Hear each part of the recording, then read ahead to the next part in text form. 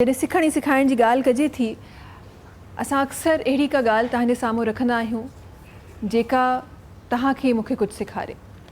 तव्हां मां बख़ूबी सुञाणियूं था त दीन इस्लाम जो जेको शुरूआती दौरु आहे उहो इलाही मुश्किल दौरु हो, इलाही क़ुर्बानियूं हुयूं, इलाही जानियूं हुयूं जेके गवायूं वियूं, जिन खे क़ुर्बान कयो वियो, इलाही जंगूं हुयूं जेके विढ़ियूं वियूं, इलाही कुझु आहे जेको दीन इस्लाम जे शुरूआती दौर में असांखे नज़र अचे थो।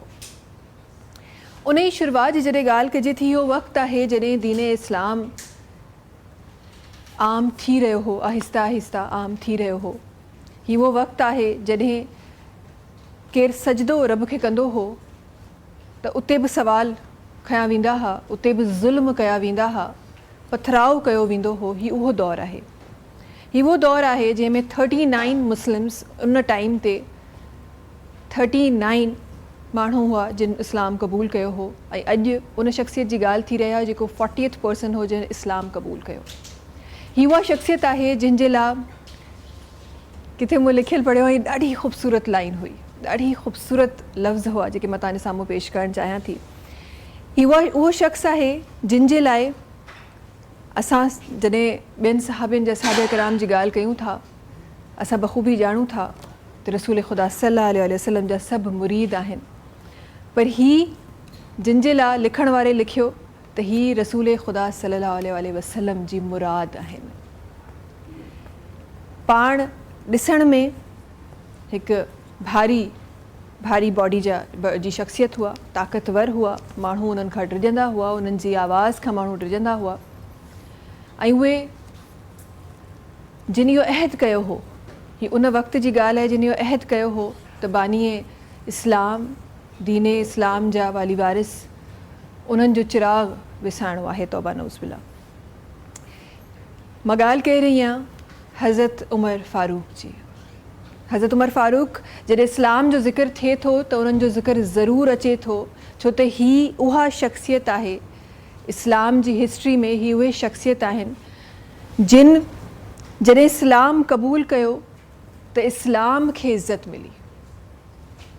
जिन जॾहिं इस्लाम क़बूल कयो त इस्लाम अॼु असां हिन हिकु चैनल ते, इंटरनेशनल चैनल ते, डिफरेंट प्लेटफॉर्म्स ते ॾाढो आसानी सां पंहिंजे दीन खे फैलाए रहिया आहियूं, ॾाढो आसानी सां पंहिंजे दीन जे बारे में ॻाल्हाए रहिया आहियूं, पंहिंजे दीन जी जेके प्रैक्टिसिस आहिनि उहे करे रहिया आहियूं। पर हीअ उहे शख़्सियत आहिनि जिन पहिरियों क़दम इस्लाम खे आम करण जो ऐं सरे आम इबादत करण जो हिननि जी वजह सां मिलियो। असां ॻाल्हि करे रहिया आहियूं हज़रत उमर फ़ारूक रज़ियल्लाहु ताला अन्हु जी, उन हस्ती जी जंहिंजो इस्लाम क़बूल करण जो वाक़ियो ई ॾाढो ख़ूबसूरत आहे। पाण सफ़र में आहिनि, वञी रहिया आहिनि बानी इस्लाम जो चिराग विसाइण, सफ़र में आहिनि, ओॾां वञी रहिया आहिनि, कावड़ में, गुस्से में, दहशत उन्हनि जे फेस ते। राह में को माण्हू मिलियो, पुछे थो केॾांहुं वञी रहिया आहियो? जवाबु मिले थो त अॼु इहो किसो ई ख़तमु करिणो आहे। डिफरेंट लफ़्ज़ डिफरेंट रिवायतुनि में डिफरेंट बुरा लफ़्ज़ अचनि था, माज़रत सां मां उहे पेश नथी करणु चाहियां। डिफरेंट जॻहुनि ते डिफरेंट शयूं लिखियलु आहिनि, पाण ओॾां वञी रहिया आहिनि, चवनि था त अॼु हिन किसे खे ख़तमु करिणो आहे। कंहिं चयो जंहिं किसे खे तव्हां ख़तमु करण वारा आहियो थोरो घर जी तरफ़ त नज़र ॾियो, किसो त उते बि शुरू लॻो पियो आहे। पाण वधीक कावड़ में आया, वञी रहिया आहिनि पंहिंजी भेण जे घर, भेण ऐं भेणी वियो घर में पहुचनि था त नज़र अचे थो, ॿुधण में अचे थो त क़ुरान पाक जी तिलावत थी रही आहे। पाण जॾहिं उहो क़ुरान पाक ॿुधनि था, उनजी ट्रांसलेशन ॿुधनि था, उनखे सम्झण जी कोशिशि कनि था, उहो शख़्स जेको कावड़ में आहे, जंहिंजे चहिरे ते दहशत आहे, जंहिंजे हथनि में तलवार आहे, उनजो दिलि नरम पइजी वञे थो। इहा आहे मुंहिंजे दीन जी ताक़त, इहा आहे क़ुरान करीम जी ताक़त, इहा आहे उन्हनि आयतुनि जी ताक़त जेका उन टाइम ते हज़रत उमर फ़ारूक रज़ियल्लाहु ताला अन्हा ॿुधियूं आहिनि। उहो वक़्तु आहे ऐं उन वक़्तु उहो उथनि था ऐं चवनि था त मूंखे मोहम्मद ॾांहुं वठी हलो सल्लल्लाहु अलैहि वसल्लम। पाण ओॾां वञनि था, उन दर ते पहुचनि था त जेके असहाब किराम उते मौजूदु आहिनि, छो त हज़रत उमर फ़ारूक जे लाइ उन वक़्त ते मशहूरु हो त उहे इस्लाम जे ख़िलाफ़ु आहिनि। पहुचनि था दर ते त ज़ाहिर आहे हर माण्हू परेशान आहे त ही ख़बर न आहे हाणे छा थींदो। हिते इलाही ताक़तवर शख़्सियत आहिनि।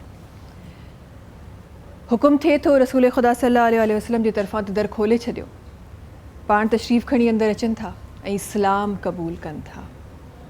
ऐं छा ही ख़ूबसूरत वाक़ियो आहे, छा ही ख़ूबसूरत वाक़ियो आहे जंहिं इस्लाम क़बूल करण ते कलमो ज़ुबान ते जॾहिं अचे थो त ॿी ॻाल्हि जेका ज़ुबान ते अचे थी त छा असां ग़लति आहियूं।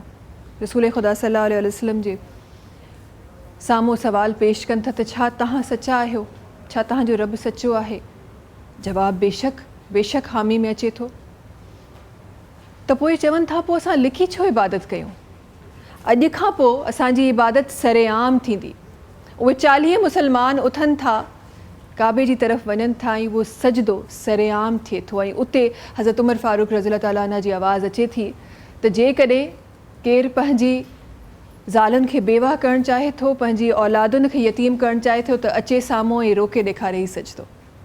ऐं ईअं अल्हम्दुलिल्लाह तव्हांखे मूंखे ही नमाज़ूं, ही रोज़ा, ही क़ुरान पाक जी तिलावत सरेआम करण जो मौक़ो मिलियो। सब्सक्राइब कयो असांजो official YouTube channel Sindh TV HD Islamic ऐं वधीक अपडेट लाइ बेल आइकन खे क्लिक करियो।